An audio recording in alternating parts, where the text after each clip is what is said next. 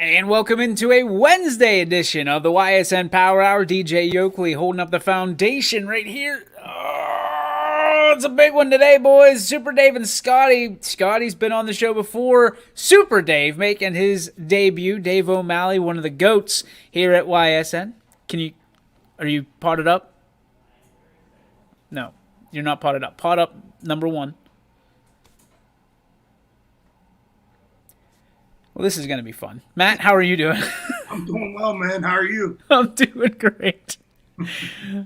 Dave, on the board, Mike 1, potted up.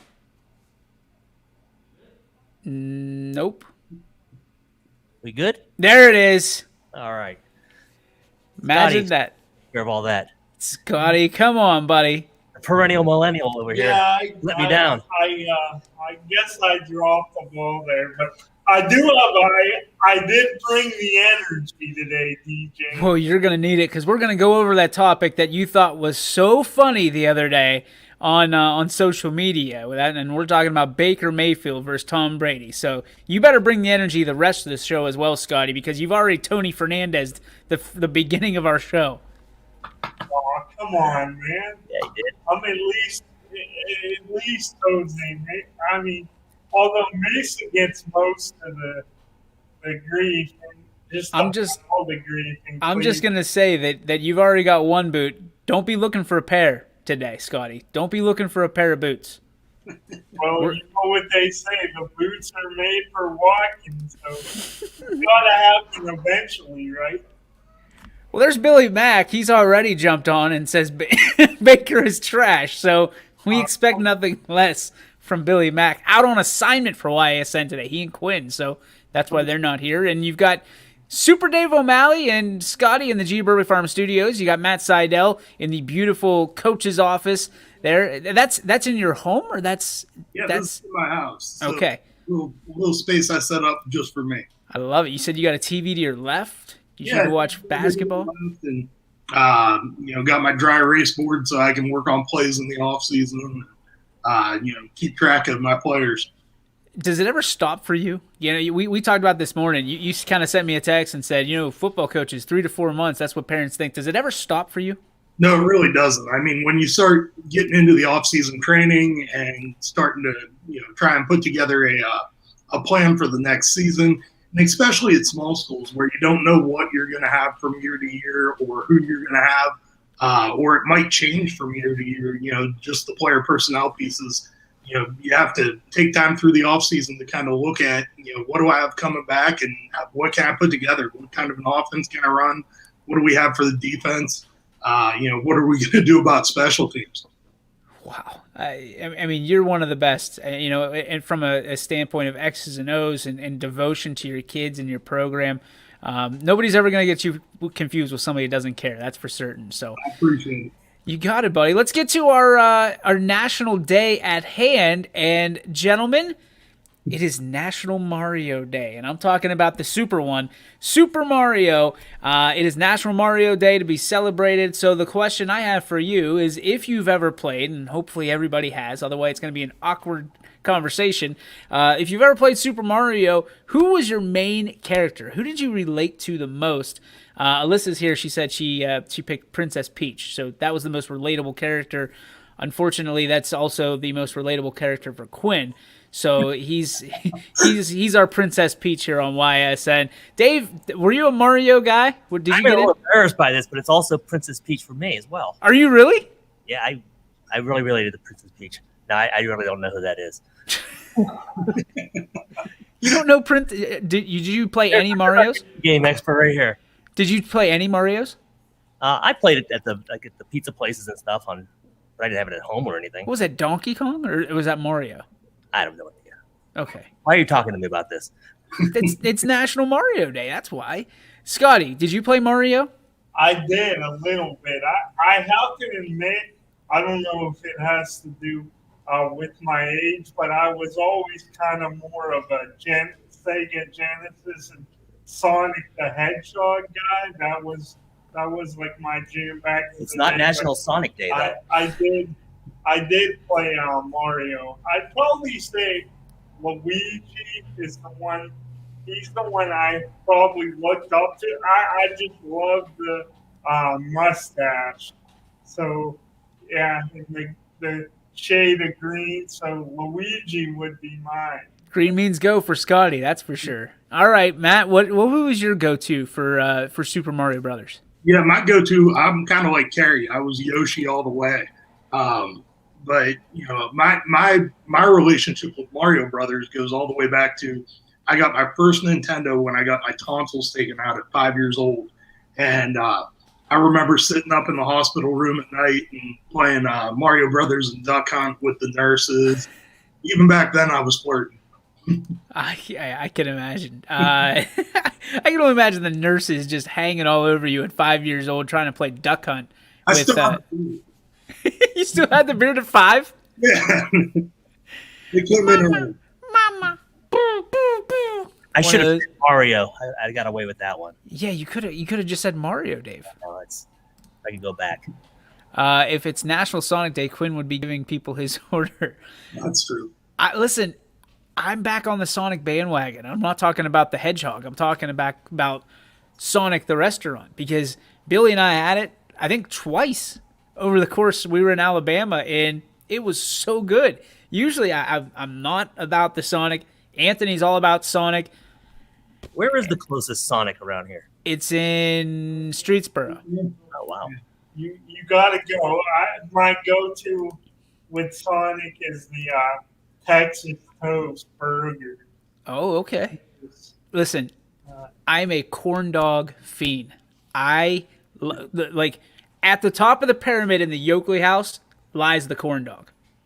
Like, if it is anything else, like, you can put, other than steak, like steak's pretty high up on the list too, but I still think corn dog edges it out at the top of the pyramid. So if you say, hey, we're going to have corn dogs tonight, automatic yeses around the table. Automatic. Like, corn dog is like 7 steps ahead of an actual hot dog, to me. Do you have an affinity for other foods that are on sticks, or just the corn dog? Cheese. Kebab. I like cheese on sticks. Okay. What was that? Kebabs? Are you a kebab guy? Yeah, but I'm a kebab. Like you pull it off the kebab. Like, I don't eat off the kebab, so it's just vegetables and meat on stick that gets separated. But you eat your corn dog right off the stick, right? Oh my! The best part's the little part at the bottom, the crusty part, the crunchy part. Oh. Yeah. And you know who has the best corn dogs? The Canfield Fair. Absolutely. Unbelievable. I do. That's one of my favorite festival foods is the corn dog. I was wondering, DJ, how many could you eat in one sitting? Corn dogs? Well, my wife, when she was at her former job, they called her double fist, because she did the double fist corn dogs. She'd take 2 corn dogs and put them in the microwave, and that would be her lunch for the day. She used to pack me 3, and I was still hungry, because corn dogs are, I'm telling you, man, I could probably put down, corn dog wise, I would put myself on the radar with like Kobayashi. So why they have hot dog eating contests? Why don't they have corn dog eating contests? Because they know I exist. We can start it right here, parking lot. There's and you know what? Because we're Americans, maybe we'll start it here on the 4th of July. We'll get an air fryer, get some corn dogs out there. We have dogs on the run. Maybe they'll step up and be our corn dog supplier, and we'll sponsor it. I felt like I'd throw down a lot of corn dogs, but you said it was National Meatball Day the other day. Yesterday, yeah. A ton of meatballs. Now, meatballs are different too, because meatballs, if you do like crock pot meatballs with like grape jelly and I think it's barbecue sauce that my wife puts in, Chili sauce. unbelievable. Yeah. Meatballs, I turn into Joey Chestnut, and it's just like, you know what I mean? Like, what was that? Was that Step Brothers or whatever? Where Kobayashi. Ty's favorite place is Sonic. Had to go there after every Indians game and Cavs game. Now he works and lives down the road from it. That's why he's not coming down our way. He's not giving up Sonic, and I can't blame him. We used to go to the Brazier Burger in Streetsboro after Indians games. I wonder if that's still there. Huh. not familiar with that one. Neither am I. They were talking about Kraus Pizza the other night, and apparently it's really good. I've never had that either. We have gone so far off the Mario topic that it's ridiculous. Oh yeah. Thanks a lot, Scotty. Bringing up Sonic. So my answer is Mario is My fault. my most relatable character. Mine's it's either going to be Toad or Mario himself. Like I'm always I love picking the leader. I love the quarterback. So Mario was my guy. But Toad just seemed to be a little bit faster on Mario Kart. I'm not going to lie to you. I don't know if it was the aerodynamics of the mushroom helmet that he had on, but there were some good times, and I'm sure everybody's got one or two stories about Mario Kart from their college days if you're in my generation, because those were the days that you got nothing done but felt so accomplished from your record in Mario Kart, or it was not a good day because you were absolutely you were crushed. Because if you had a bad day in Mario Kart, it was worse than having a bad day on the football or baseball field or whatever. Actually, getting an F on a paper or a midterm, because Mario Kart was where it was at. Like, we majored in Mario Kart at Westminster College. Look at that cup. Look at that. For $10, you can have one just like it. Right here. Right here.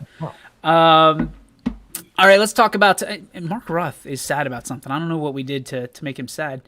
I know Mark watches. Mark, I got your email. I'll be getting back to you. Don't worry. A lot of stuff going on right now.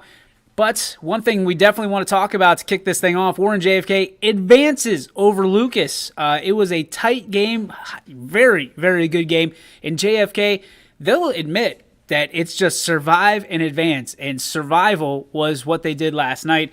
Let's go to the screen here and read off Anthony's great story. JFK had to hold on by the tips of their fingers Tuesday night to advance in the Division IV regional tournament. The Eagles dominated Lucas for 3 quarters, leading 44-31 after 3 frames. Lucas cut the lead all the way down to 2 in the final quarter. The Eagles had to dig deep and hold off the Cubs with the final 54-48. So congratulations, Warren JFK. We're all proud of you. Continue to soar in everything you do. Cam Hollaball, Gabe Green led the Eagles last night, 15 apiece, and now the Eagles advance to the regional final to play Richmond Heights. Game set for Friday at 7 o'clock at Firestone High School in the AK Rowdy. War Eagle. What's that? Go War Eagle. Yeah, it's listen, Richmond Heights is that is not an easy matchup for anybody. Yeah. They played some unbelievable competition, but if there's anybody that's up to it, I got to say Warren JFK. I've never seen any team like Warren JFK because they don't back down from anybody. Doesn't matter who they are. You talk about Cam Hollaball, Gabe Green, those guys, like, confident, not cocky, not arrogant, confident in their abilities. And they make, Coach Comlank does such a great job of making other teams play the speed of Warren JFK that you can call me crazy, and somebody somewhere will probably use this as bulletin board material, but I think the Eagles can beat Richmond Heights. I'm just saying. Warren. Can't mess with them. No, you don't mess with people from Warren, number one. But, I mean, this is an underdog situation, obviously, for Warren JFK. They've been doing it all year. They haven't played a game on their home court, I think. Like, their home court has been renovated. They've been road games all year. And, I mean, Matt, we've talked about this before. Being on the road builds character. And if you're on the road every single game, you probably possess a little bit of character at this point. Good story. I like that. It definitely does. The whole mindset of going on the road is completely different than playing a home game. And so when you get into the tournament, and especially when you get to this point where you're on the road constantly, you just have to be in that mindset all the time. It's the bus trip. It's a different locker room. It's a different setup. It's a different sight lines in the gym even when you're shooting at the backboard there. But I think you're right. JFK is definitely, they're road tested. They're battle tested. This is a tough Richmond Heights team. They got a lot of guys that are just straight up dudes. And but if anybody's up to the challenge, I think it's JFK. Scotty, from an underdog standpoint, do you like where JFK is? Do you like being the underdog in this situation? I definitely do, DJ. I was just thinking when you were asking Coach Seidel about playing on the road, all the times, like, obviously I never played team sports, but when I would play with my friends and my family, when we would just play backyard pickup games, we were on teams, I always picture myself in like a hostile environment, like being on the road and kind of like a road warrior.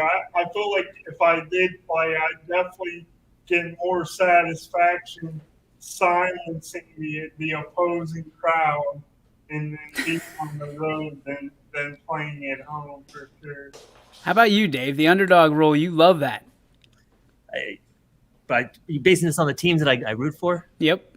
Yeah.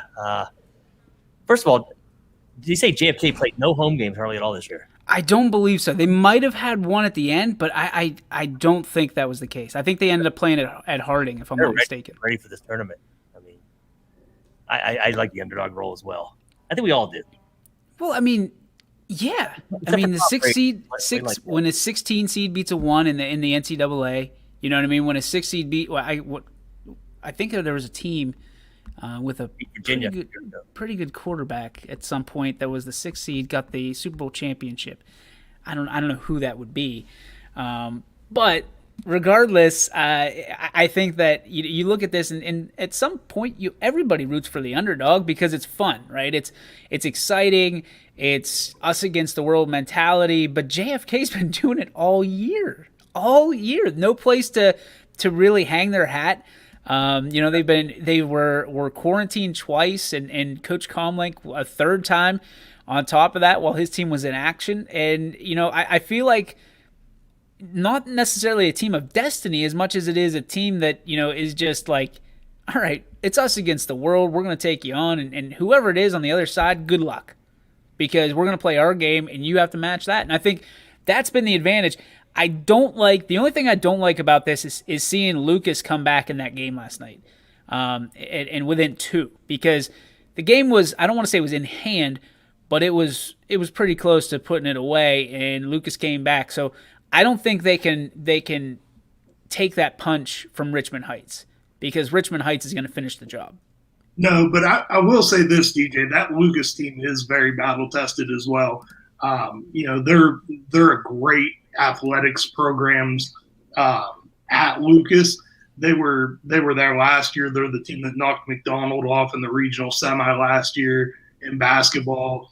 They've been there in football in Division 7 for a couple years. So, that's a program that they're not going to just lay down and roll over. But I think you're right. You don't want to, if you get the opportunity to close out Richmond Heights, you're going to have to take advantage of it. You got to be able to do it. Yeah, you just have to be able to do it. Good teams are not going to let you get out in front like that. You know what I mean? They're not going to be. We talk about taking the best punch. Richmond Heights is going to throw a haymaker at some point in this ball game. You just hope that you can take it. So, good luck to Warren JFK Friday night, 7:00. It looks like in the AK Rowdy. So, one of the few teams left, especially from last night, which turns us right into the Springfield Tigers coming up short in Twinsburg. These are two teams that are very familiar with each other. We talked about it yesterday, but 4 months later, after Boilermaker and these two schools back at it again, I guess there was a lot of chirping back and forth. I guess somebody kind of talked some smack to Bo Brungard, which not necessarily always the best idea, because I'm sure these teams will probably meet again in a probably, what would that be? It's 7 months, 8 months right about from now or so. So Norwayne, who was 23-4 coming into the game, and winners of 11 of the last 12 matchups, impressive nonetheless, took down our Springfield Tigers last night. And the Tigers, listen, they've got nothing to hang their heads about. A lot of those guys were on the football team, so there hasn't been a whole lot of rest for them.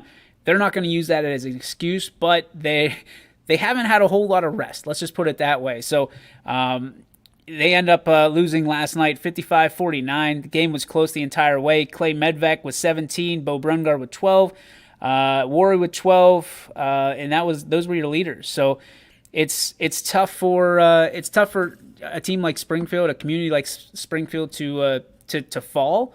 They're not used to this, but the one thing that I did love, and we talked about the culture of Springfield yesterday, was they got the treatment coming back. They had the what's not the parade? It's the escort, the police escort and the fire escort coming back into town on the way back to the school. So congratulations to Springfield. Just an unbelievable year. One that most of us. I don't want to say we were surprised, but there's only so much juice in the tank before you need to fill up, and Springfield just continued to churn away the entire year. So congratulations to them on their basketball season, of course on their football season, and a combination of both for a lot of those players.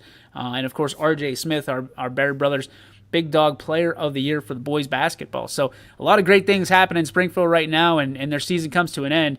But again, Matt, you know this better than anybody. Not a whole lot of reason for them to look down at this situation. No, not at all. And I really appreciate when we get these matchups where, they both made long tournament runs in football, and now they're both making long tournament runs in basketball. It's just a lot of fun to see a couple of schools that really get it athletically match up against each other a couple of times in a couple of different sports. Who knows? Maybe we'll see them match up against each other in baseball or track here soon. I'd like to see round 3. The rubber match in the old track and field category. Can you imagine that?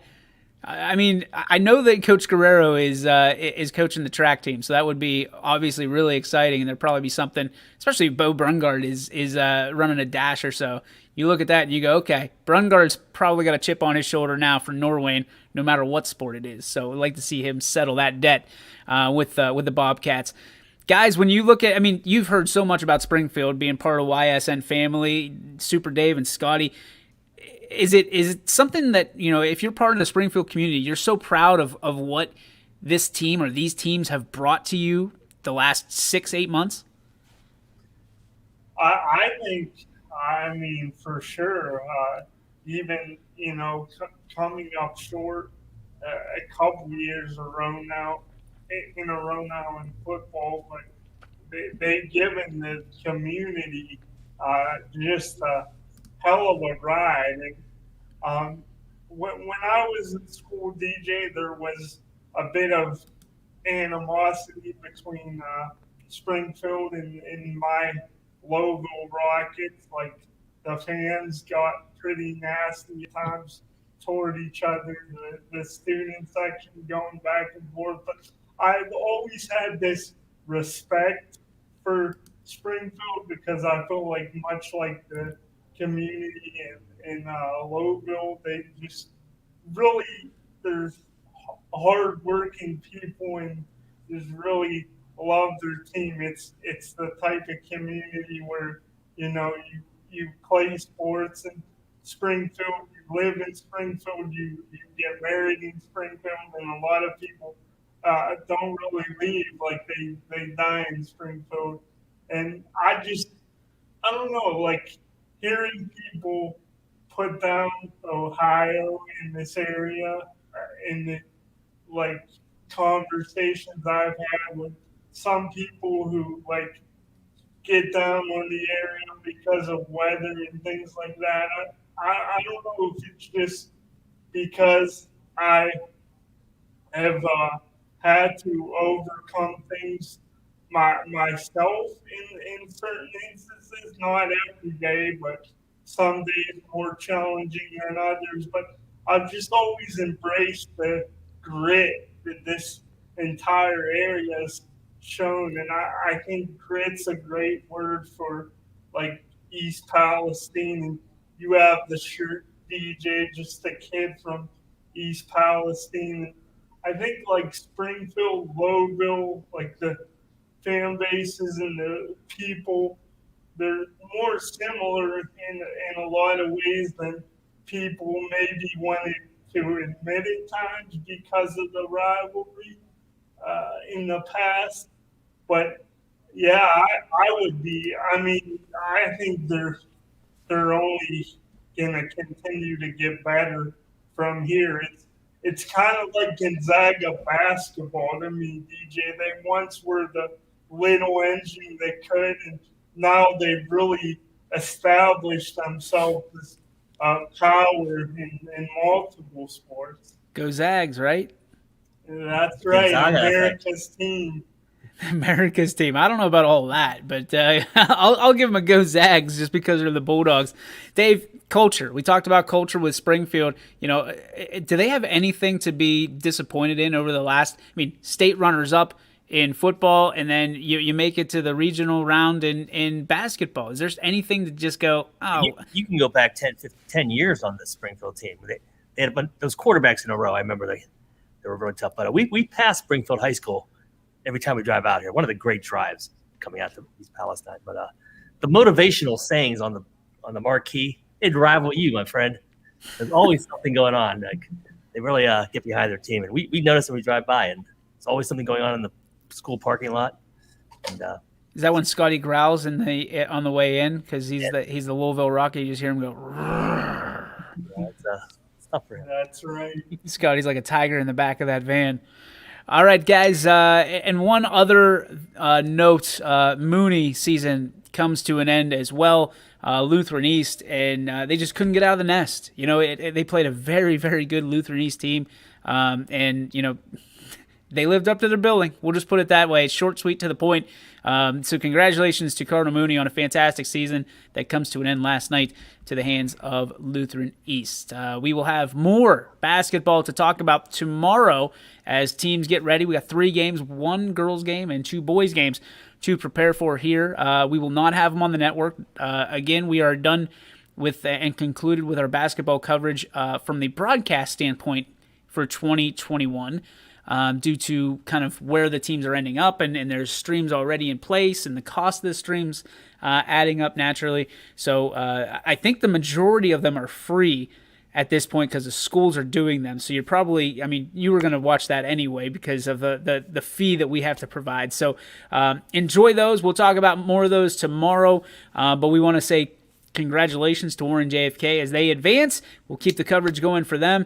And, congratulations to Springfield and Mooney for their seasons that they've had. Obviously, lots of thrillers this year, and those 2 teams were a big part one way or the other the entire year long. So congratulations to the entire team, their coaching staffs, their fans, and, of course, their school district. When we come back, we're going to take a break. Scotty, you and I are going to get into a little hustle and bustle because you put something out on social media about Baker Mayfield, and I love you. And you're a great Browns fan and a very loyal Browns fan. But I want to ask you an honest question, and it is going to be, would you rather, you have 1 year, and it's next year, would you rather take Baker Mayfield or Tom Brady as your Cleveland Browns starting quarterback to win a world championship? Or a Super Bowl championship, I should say. I don't want to get you Browns fans all riled up on world championships again. We've already been down that road. That question as well as we're going to ask everybody, what is the hardest sport to play? There's a meme going around right now talking about baseball, and listen, I can get behind that, but I don't necessarily agree. So I want to get your opinions and the opinions of the fans. Also, Coach Seidel doing a great little scenario on trophy cases in the Valley. We want to know who has the best and sharpest trophy case, and that can kind of tilt one way or the other. Maybe it's how many trophies fill that trophy case, or maybe what does that trophy case look like? How much pride is in that trophy case? So we will talk about that as well as, if we have time, what the deal, like Dak Prescott's deal, $126 million guaranteed. What is that holding teams back from winning championships at the professional level? All that and more right here on the Ysn Power Hour, brought to you by these great sponsors. High-res Futurecast shows steady snow for the next few hours. Still just downright cold. It is bitter out there. Several strong bands of lake effect snow. Wind is kind of the big story today as well. So if you need a more detailed winter forecast on WFMJ.com and the Storm Tracker 21 app. Myers Family Insurance knows the importance of a great team. Our team continues to grow to help you with your Medicare and retirement needs. The annual election period is October 15th through December 7th. Now's the time to make sure your plan continues to meet your needs for the upcoming year. Call today. I went to Greenwood Chevrolet because I was really interested in looking at the tracks. Because I wanted my dream truck. Because I've been going there for 20 years. I'm really happy that I went to Greenwood Chevrolet. Because they really went the extra mile for me. Now we're going the extra mile for you, only at Greenwood Chevrolet.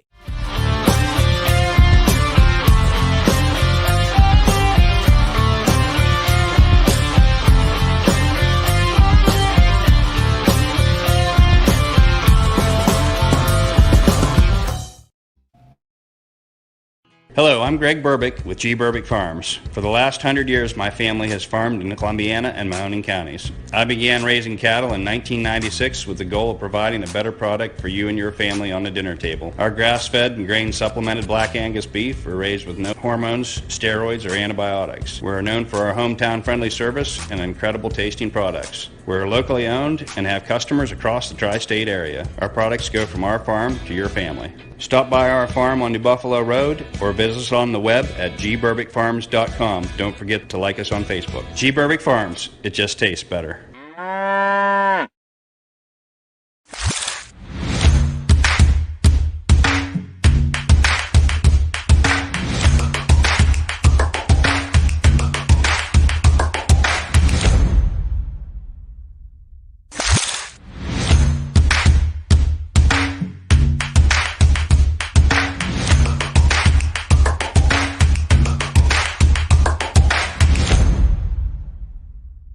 Hi, this is Tommy Clem, owner of WRS Insurance Solutions.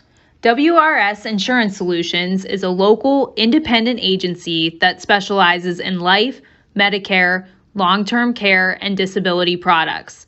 Call us at 330-953-3722 or visit us at wrsinsurancesolutions.com to learn more. Good luck to all the student athletes in the Valley.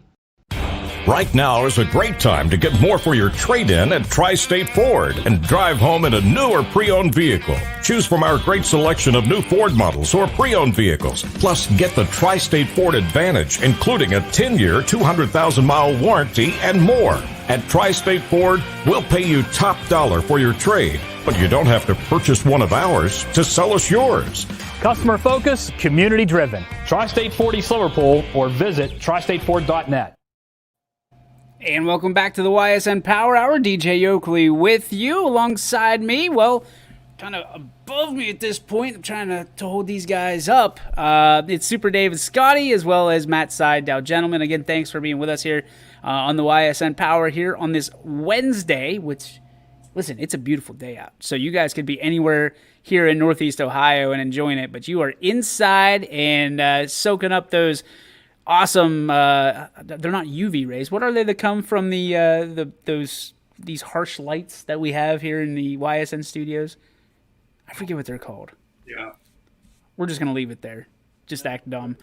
Anyway, Ty chime in. Baseball, specifically pitching, is one of the hardest positions to play and have success in any sport.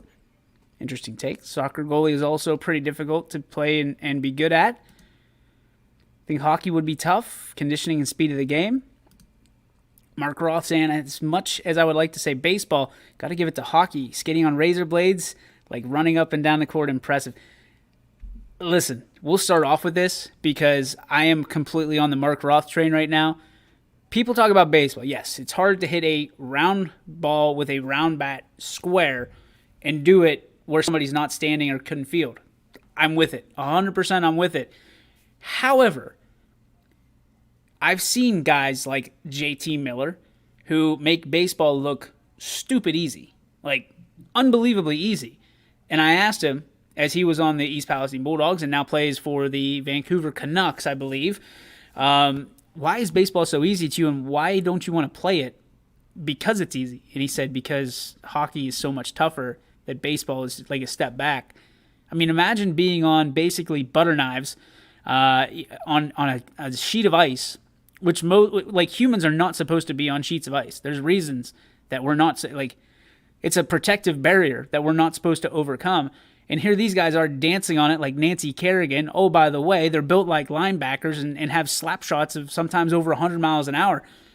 Try to hit a puck while you're dancing on butter knives squarely, accurately, and oh, by the way, there's a guy standing there that doesn't want you to put the puck in the net. To me, that's the hardest thing to do in sports. The hardest thing to do in sports. Until, and this is probably going to set some people off. You talk about skating. Think about these triple Lutzes, like what they do in the skating world, right? These unbelievable figure skaters. That to me is the hardest sport there is. Figure skating. I'm sticking with it. I'm going with it. I'm going with it. And people, look at you laughing at me. Scotty, wake up! No, I mean, I could get with you until there's nobody in figure skating that's trying to take your head off literally every time you touch the puck. You know, I got to go with hockey. I think just the amount of different skills that you have to possess in order to be a good hockey player it's so much more than any other sport that there is.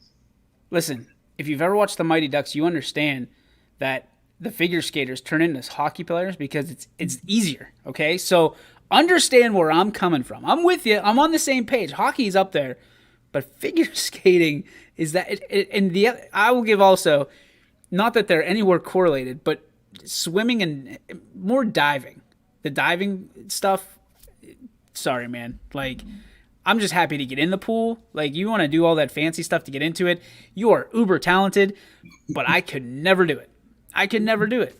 Super Dave, Scotty, what's your take on the toughest sports to play? I always, it's like I kind of get where you're coming from with the hockey. I've never been, as far as on television, I've never been a huge hockey fan. Maybe it has something to do with, Cleveland not having an NHL franchise. But I will say at the game live, it was pretty remarkable. I've been to a Penguins game live. It was at the old arena. I think it was Mellon Arena at the time, and it was really unbelievable to watch those guys. It was when Sidney Crosby really just broke in around 2006 or 7, and they had Jordan Stahl, I think it was. Jordy Stahl, yep. Malkin as well. And those guys, what they do, like, I was just fascinated by watching it live. So I can get aboard that hockey might be the hardest sport, but I think the toughest thing to do in sports is not, it doesn't have to do with baseball. I think to me the toughest thing to do in sports is would be play quarterback. I just think that you only have so much time, and today's athletes are bigger, faster, they're stronger, and I just feel like being able to read the field and go through all your progressions and not walk on the one receiver with guys that are some guys that are pushing 300 pounds and could jump through the ceiling. They have the freak athleticism coming at you. I think hockey it probably would be ranked as my toughest sport, but I think that the toughest thing to do in the sports would be play NFL, play quarterback on really any level. Dave, how about you? Where do you stand on this? First of all, I'm not consistently never gave credit to hockey, so I can't go with you on that. First of all, I think you're wildly overestimating how difficult it is to ice skate. These kids are ice skating before they can walk. I mean, it's nothing to them. Not like you're putting a pair of skates on for the first time. So I think ice skating is not that difficult. I'm going to say I've never ice skated. I don't know. I was going to say, have you ever done it yourself? I'm just saying, so many people could do it. Hitting a Randy Johnson fastball would be the hardest thing, or a Chapman fastball. You got a 103 mile per hour ball coming at you that's starting behind your ear. You got to get your head right for that. I don't think there's anything on a hockey. Listen, if Rajay Davis can do it, anybody can do it. That's my theory. Oh, come on now. Raja. All you got to do is choke up. Yeah, you choke up, you close your eyes, and you swing as hard as you can. And apparently, if it's a low and in fastball, you can take it yard. Altuve did it. He just knew what was coming. Plus, don't hockey players like to get off the ice like every 2 minutes and rest? Oh my goodness. I don't know. I just found a new segment for our show. It's going to be Dave Does This. We're going to take him down to the rink in Blackhawk, and he's going to have to skate for 5 minutes and see how fast he can go back and forth. Break down the myth of ice skating for our listeners. I would love this. I'd pay to see that. Listen, hockey players are some of the best conditioned athletes in the world. You hear that? And somebody's trying to call into the show. Mattresses taped to them and a stick. I mean, you got a weapon in your hand. I mean, I don't know. I'm a big fan of any sport where you get to carry a weapon. Oh yeah, but isn't that every sport? Difficult. I think we make it less difficult. Like football, you got the helmet, right? And we've seen it used as a weapon. It's not a weapon. It's not a weapon? No, it's an encouraging device. Tell Myles Garrett that it's not a weapon. Exactly. Again, hockey, and I don't know if you're being facetious or tongue-in-cheek, but I have to just – they can only be on the ice for 2 minutes because it takes so much out of you. You're gassed. You know, it's not like baseball where you run 90. Listen, and I was a baseball player, and listen, not the most best conditioned athlete ever, obviously. Run 90 feet and rest. Run 180 feet and rest. And if you hit a home run, you get to jog around the bases. So that's why fat guys like hitting home runs a little bit more. How about Carrie's comment down there? I have to agree a little bit with Carrie. I've got a middle sister that is a gymnast, and some of that stuff that they do in gymnastics is ridiculously hard. She talks about the balance beam there, and as a fat guy, proud fat guy, I tried to get up on that thing and just walk, and to see some of the stuff that they can do, the flips and turns and stuff, no thanks. I'll leave that to people that are way more talented than I am. I believe that somebody would pay $9.99 to see you do the pommel horse. It'd be a short live stream. Oh goodness! All right, so it's interesting. Fans, but it just seems like they do a lot of things, a lot of nothing, really fast. And real quick, DJ, I also think what makes baseball, when people say it's the hardest thing, I think they're they're putting too much of a. They're not looking at it from I think they just look at the pitcher and how fast the baseball's coming and think, the reaction time and everything, it would be really hard. But you also have baseball players that, guys, look at a guy like Dustin Pedroia. He was 5'6", 5'7", and not very athletic compared to guys you see in other sports. He was an MVP of the league, and I think baseball is the only sport where you could be out of shape and be one of the best players in the game, or even the best. I think it's really one of the only sports you can do that, where the other sports, man, you have to give up something. I mean, but look at baseball. Look, Dave Ruth lived off hot dogs and beer, and but that was, and again, Potesta said this before too. That was years ago. Years ago, you don't see guys like that anymore in baseball. You've still got Prince Fielder out there. Where's he? Well, it wasn't that long ago. What is this, 1996? Very large. Wasn't it his son that was playing first base? Yeah, that was like 10 years ago. And again, his career didn't last too long because he couldn't stay in shape. He was a pig. Who was? The guy with the mid-flies all over his neck, Chamberlain for the Yankees. Yeah, Jabba. Yeah. Yeah. Well, here's the thing. Wasn't in shape. Miguel Cabrera, pretty husky. I don't know. Listen, Shaq wasn't exactly skinny, okay? So, let's not get down on baseball players and their weight and how they carry themselves. David Ortiz, obviously, is one of the bigger guys. But you're going to say that they're not athletic. That's a different story. I shouldn't. It was poor for if I said not athletic.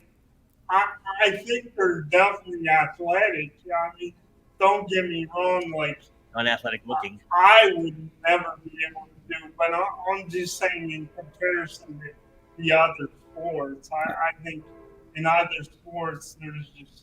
So how many bowlers are you going to get confused for phenomenal athletes? How about golfers? You know, outside of Tiger Woods, golfers are pretty plain Jane. Well, bowling, you can gain weight while you play. So you go there. The golfers are getting more and more athletic, though. I mean, you look at guys like Dustin Johnson that's really putting in time in the weight room, and you know, I mean, there's some real athletes out there on the golf course now. Oh yeah, I can agree with that. But if we're talking about what they look like, nobody is ever going to confuse Dustin Johnson with Arnold Schwarzenegger. No, I'm not saying that they're bodybuilders. The imagination, but you know, there is definitely a place for weightlifting in golf, and I think that the guys that are starting to figure that out are starting to win tournaments. Those are elongated muscles, right? That's the Tom Brady approach to it, where they just elongate their muscles. Yeah. Tom would tell you that, you know, he's got the perfect golfing muscles because they're super long. Soft and I forget what he said. He sounded like a complete perv whenever he said it. So it's a perfect segue, Scotty, into the debate. Baker versus Brady. Take one now and have the best chance at winning a championship, because my guy brings some energy to social media and says basically that Baker is in a better position than Tom Brady 3 years into his career. Except for, those things that you actually play for, which are called championships. So explain to me, Scotty, you've got all the time you want. We'll roll the red carpet out for you. Baker Mayfield is a better quarterback than Tom Brady. I never commented or actually put those words on Facebook. I was just merely pointing out the fact that if you look at Baker Mayfield's numbers through his first few seasons, the first three, and you look at Brady's through the first three, they're very comparable, and there's certain stats where Baker has them beat. So I'm one of those guys. I've been on the Baker train for a while, the Baker bandwagon. I'm all aboard. I'm like Billy Mack. And I do think Baker, I think he played, a lot of times he played like a top 10 quarterback last year. And I think he definitely could be a top 10. Now, who knows if he could ever be a top 5. I mean, that remains to be seen. But I will say this, DJ. If I had to take a quarterback only for one season, just one, I'd still give Mr. Brady, I'd still have to give him a slight edge. But if I'm looking at for the year after this coming season and the year after that, the next 2 years, if I have to build a franchise, I'm definitely taking Baker, because I think Brady, Father Time is still undefeated. Eventually, he can't do it forever, man. There's no way. He's got to be coming close to breaking down. I'm not taking Brady. I want no part of padding Brady's legacy in Cleveland. That's all it is. The narrative would not be about the Browns winning Super Bowl at all. So you're telling me that if you had a chance to take Tom Brady right now to win you're gonna win a championship, you're saying thanks but no thanks. I am saying thanks but no thanks. You're crazy, man. A ship is. Now I did again, like I said, I never said Baker was better than Brady, but these people like Billy Mack, I know he's still, he hates the guy. I think Baker could be a really, really good quarterback. I think Billy Mack is off base, and quite honestly, DJ, I think you're lying to yourself right now if you wouldn't take Baker over. I think you truly believe that Baker is better than Big Ben right now. Baker's better than Big Ben? Yes. No. Worms. That's the fan talking. Maybe if you're talking about for the next 5 years. Yeah, that's my thing. Is like, what are we talking about here? Are we talking like next year? I think he's gonna mop the floor with Big Ben. I don't even think Ben's gonna be that relevant. I think Ben's made a mistake coming back. He's done. Interesting. That's very interesting. I mean, I got to go with you on the fact that I think that the Browns are in a better position right now than what the Steelers are at the quarterback position.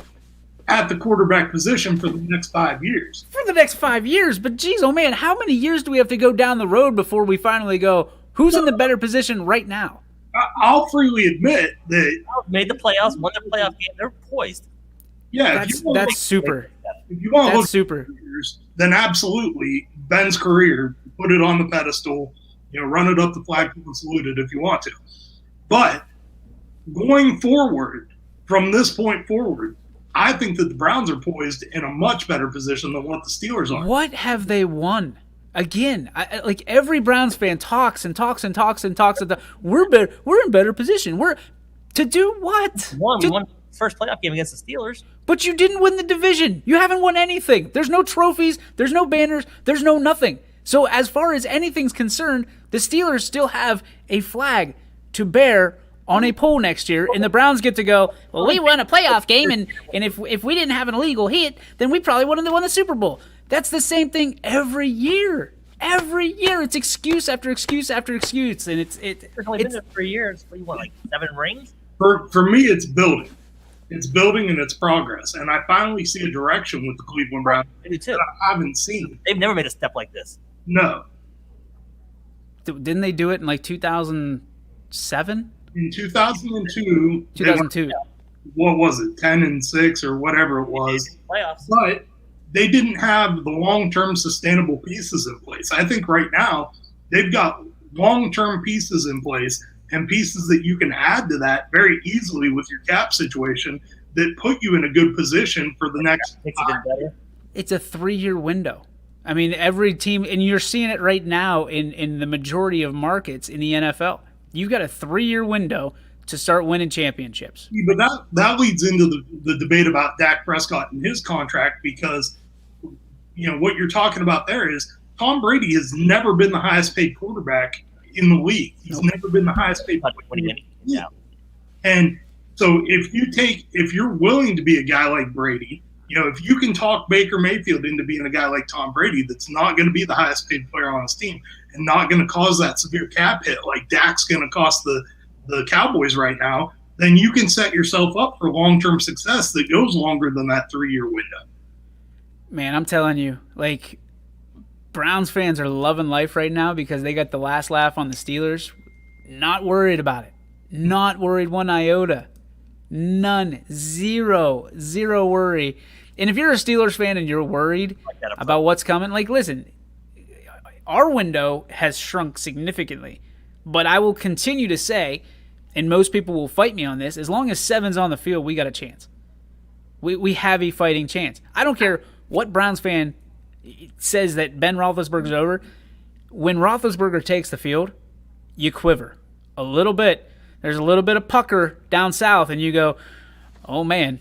You get nightmares. You get those night terrors of the 20-some years that he's been in the league, or 18 years coming into this year, and how many times that you just haven't had it. You have one playoff win over that guy. Otherwise, you have nothing. And he took a significant pay cut to bring back people and to bring in people to kick your ass next year. If he didn't, I would be worried. He's looking for one thing right now, and that's a Super Bowl title. He wants to win a Lombardi and go out the same way Bettis did. So if I'm a Browns fan and I see that deal go through, I'm going, oh boy, oh boy. Here's the problem that you have, though, DJ. I honestly think that this offseason is what last offseason was for Saints fans. I think that Big Ben's career is going to go the way Drew Brees' career went for the next year. Where he doesn't have – listen. The tools aren't there anymore. I think it was going to be a big drop. What do you mean the tools aren't there? The arm is not there anymore. It's there. It's fine. He's fine. He's still fine. Here's what's not there anymore is a running back. Yes. You want to point to what's not there for Ben Roethlisberger? It's a running back. James Conner is as soft as a soft-shell crab down in Baltimore. And how hard are those to find? I mean, we picked one up in the second round. If you can't find a running back in today's NFL, oh my gosh, you're doing something wrong. Matt, you act like he wasn't a stud running back at Georgia. He was the third best running back on the team, DJ. What's your offensive line like? Well, that I disagree with. I really like Chubb. Everybody liked Chubb coming out. You know the knock on him, the reason he dropped the second round to the Cleveland Browns is his knee.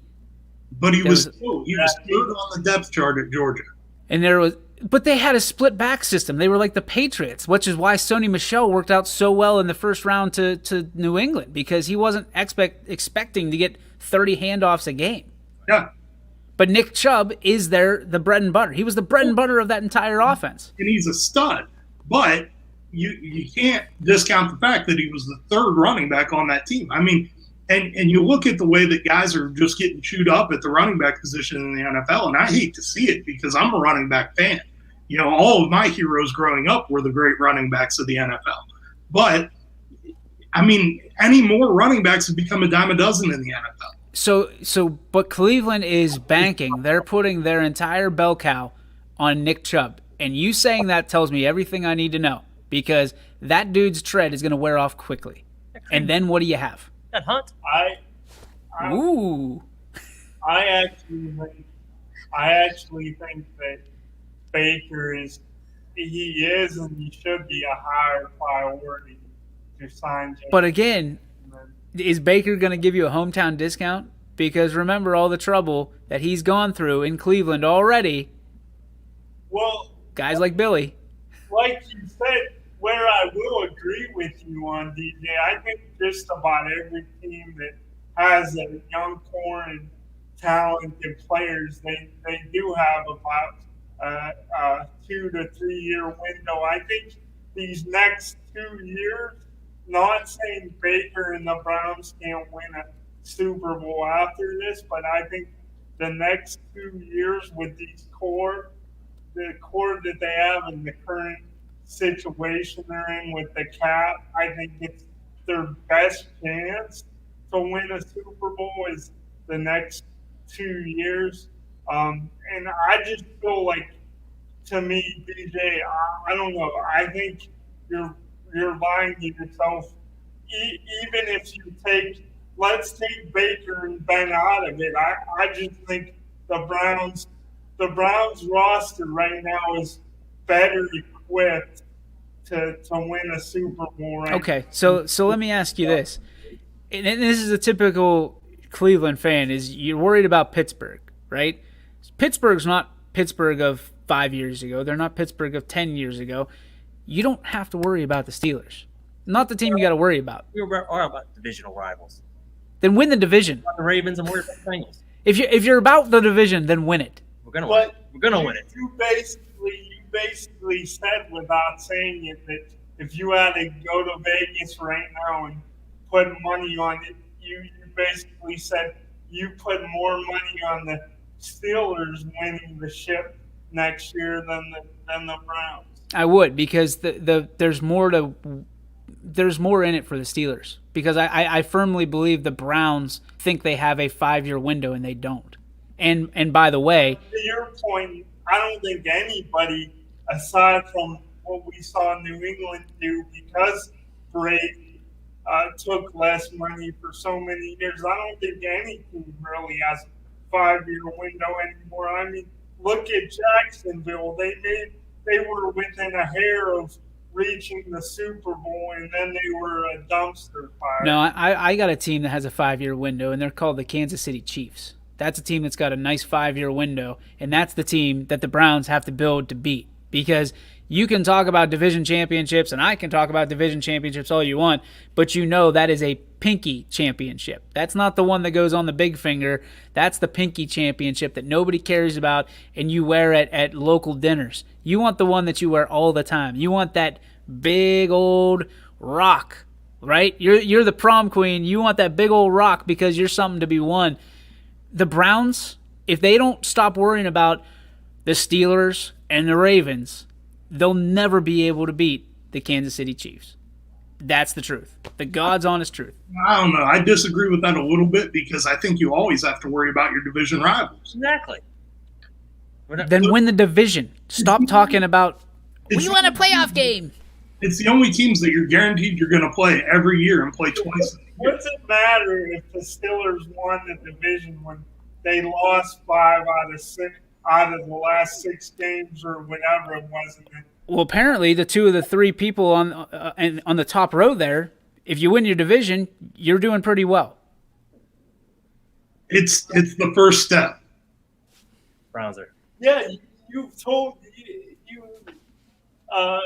I think you've contradicted yourself a little bit, DJ, because you've told Billy Mack in arguing for Baker that basically you got to walk before you run, and you know these things take time. Yes, there's steps to it. And I'm now with you. You're saying, oh well, the ultimate goal is getting that Lombardi trophy and raising. So, but Scotty, you're not walking or running. You're basically crawling, and you're telling me that you're a 747 in mid-flight that you're going to win the championship. Where are you? Where are the Cleveland Browns in that? So you're telling me that getting to the divisional playoff game in the AFC that's only crawling.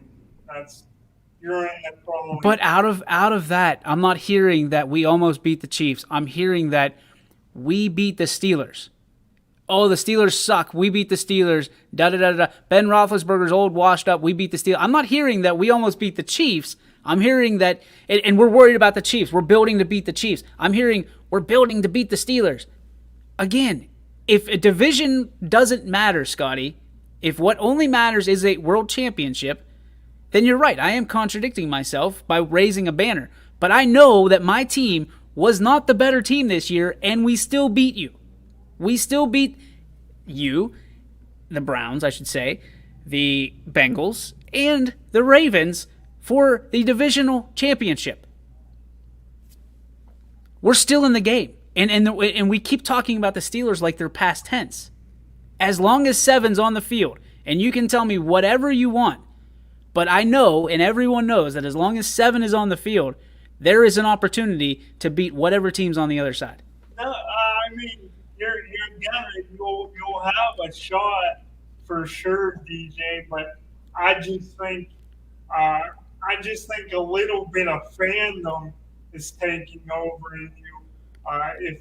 No, I'm looking at the body of work. My body of work of my quarterback says he is a winner, a proven winner. The body of work of Baker Mayfield, while I'm a fan of him, says it's a bunch of hype. He hasn't won the big game. You're looking at the body of work and you're completely negating the body. Exactly. From a standpoint of... It's falling apart.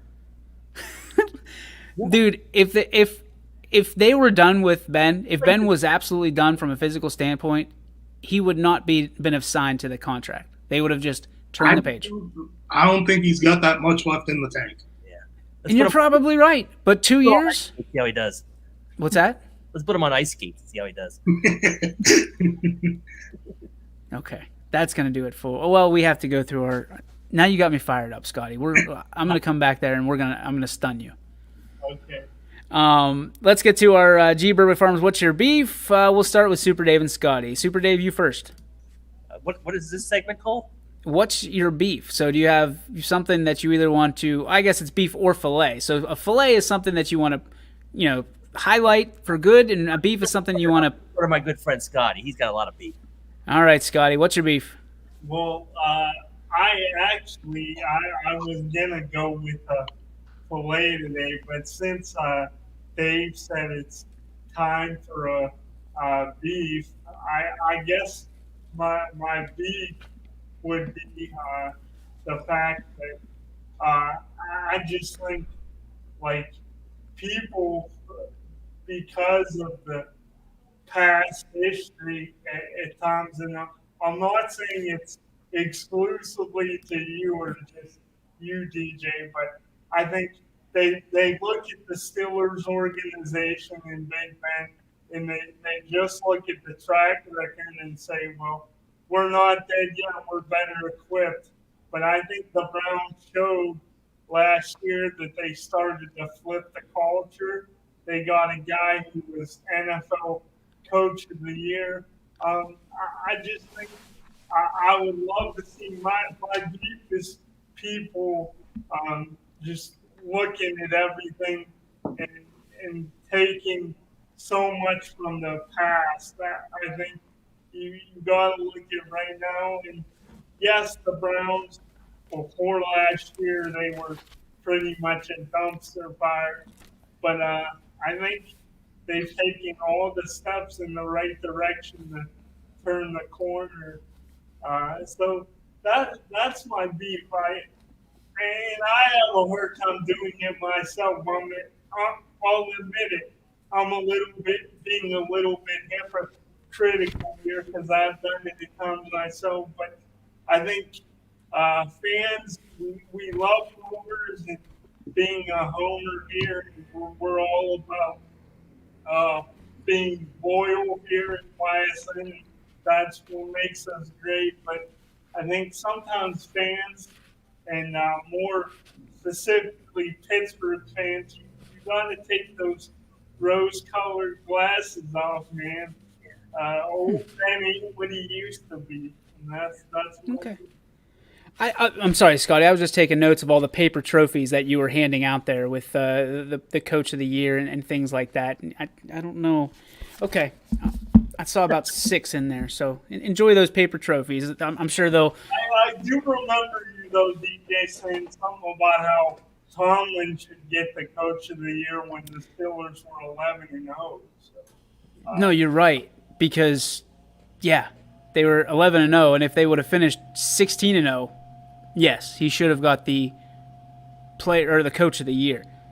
And the Browns won a playoff game, and he got and Stefanski got Coach of the Year with loaded first-round draft picks, might I add. So congratulations. I'm super proud that you got the top 5 picks in the draft for 50 years in a row, and you finally put together a football team. Congratulations. The math finally added up. 1 + 1 = 2. Congratulations, Cleveland. Congratulations. You can't say 1 + 1 = 2 anymore. Why? It got canceled. What do you got, Matt? Yeah, so I'm going with a filet today. And for me, it's, I'm a big Twitter guy. And jumping on Twitter, over the last couple of weeks here and seeing all of the student athletes from the area just pour out these tributes to their schools when their seasons are over. First of all, just class acts by the kids. And it really speaks to the way that these student athletes are being raised at home and taught by their coaches and their teachers to really appreciate not only their school district, but their community and the fans of their programs, just really first rate the whole way. Fantastic. Yeah, I'm a big fan of that as well. I've been catching those, real tight. I mean, they're not even just spaced out anymore. It seems like everybody's doing it, and that's positive. That's influence. That's what you need more these days. And the kids leading the way, I like it. Feel good about the next generation stepping up. My G. Burbick Farms filet or beef, well, I'm going to go ahead and give out a filet. Our team here at YSN, doing everything. Scotty's doing his 60 seconds. Dave's stepping up and doing articles. Everybody's doing something to contribute with a lack of sports between, about 3 days ago and then the rest of the way up until baseball and softball. So I just want to shout out our team and our fans, and we continue to really hit with content as well as with great page views. So thank you so much to our team, and as well as to the great fans here at YSN. I know we're about 15 minutes over, so I do apologize for that. A little bonus coverage for you here on the YSN Power Hour. You can bill Scotty if you want to, because he's the one that's taking up the extra time talking about the stupid Browns. We will have these guys on next Wednesday as well. Super Dave, welcome. You have been stamped in. And then we will talk to everybody else tomorrow, 3 to 4, right here on the YSN Power Hour. On behalf of Coach Seidel, Mr. Scott, as well as Super Dave, my name is DJ Yoakley saying so long, everybody, from Stream City, USA.